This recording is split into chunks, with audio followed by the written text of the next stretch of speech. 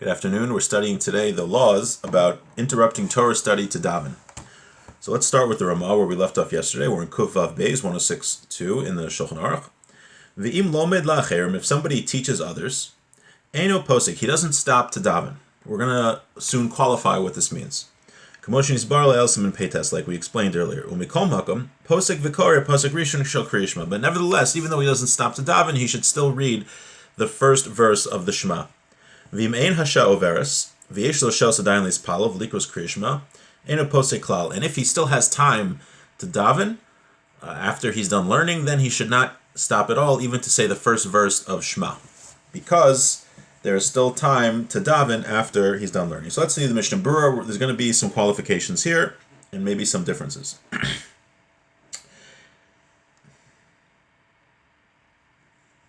Eino posek. According to this opinion, if someone's teaching others Torah is so important that he shouldn't stop to daven, even if he's going to go past the time when one is allowed to pray. So let's say he's teaching Torah and he's teaching a class that's like 5 hours long, and he's not going to have time to daven, he shouldn't stop. V'davka ba'ofen she'im lo yilmedu achshav yizbatlu v'lo yuchlu lehizkamis lomad achar kach. Halav hachi posek im yaver zman kriyishma l'tefila.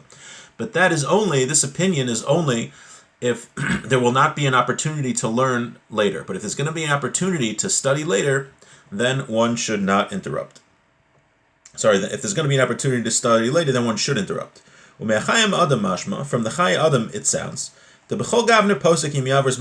he seems to hold that if you're going to pass the time when one is allowed to pray, then one should stop to daven. So if you are teaching, even if you're teaching a class, which is very important, if the time for davening is going to pass by, then you should stop to pray. It says that if somebody does not daven because he's learning, it's like even to teach others, it's like he didn't learn the whole day. So one has to daven also. One has to pray to Hashem, just not study Torah. Also the Eliyah Rabbah says one should be stringent with this. He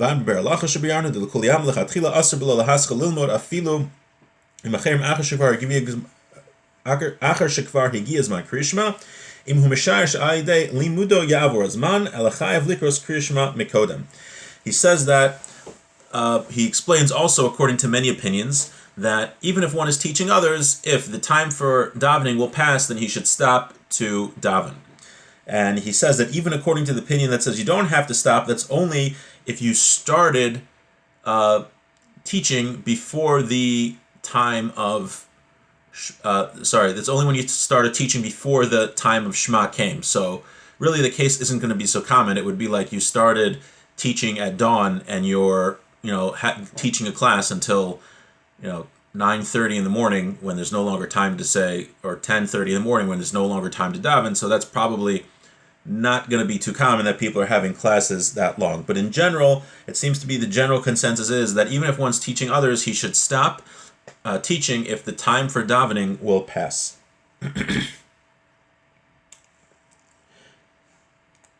Okay, pasuk rishon, but according to the opinion that says you don't have to stop, that just said you have to read the first verse, he says you should still read the first verse of Shema. The reason is that Shema, the Shema prayer, is very important because we accept upon ourselves the yoke of heaven. We accept upon ourselves God's dominion over the universe, and it's important to do that at the time of Shema. And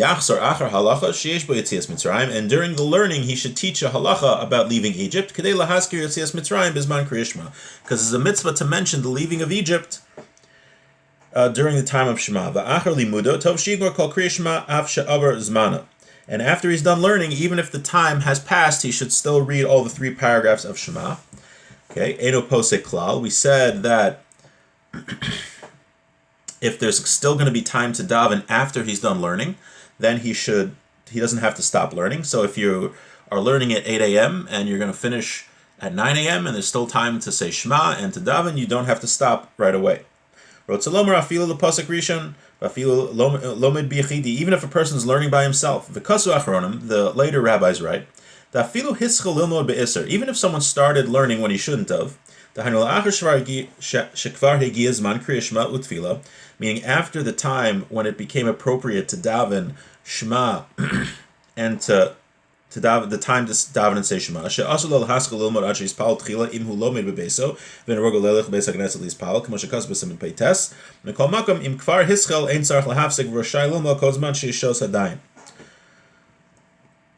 So he says like this: one is actually prohibited from starting to learn once it reaches the time to daven and the time to say Shema, unless he has a minyan that he goes to. But if he's in his house, which many people are now because of COVID, one isn't supposed to start learning if it's already the time to daven, because we're worried that he'll get so involved in his learning that he will forget to daven. So one should daven first. But if he has a set minyan that he usually goes to, then he doesn't have to worry about this, and he can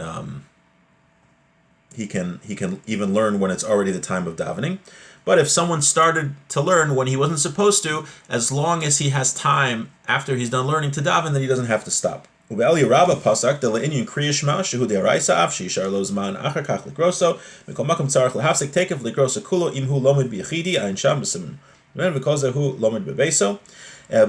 bring opinion of the Eli Rabbah that says that if one started learning when he's not supposed to, he should stop to say Shema, because Shema is a Torah obligation if he's learning it in his house. But if someone's learning in synagogue or the study hall, or he says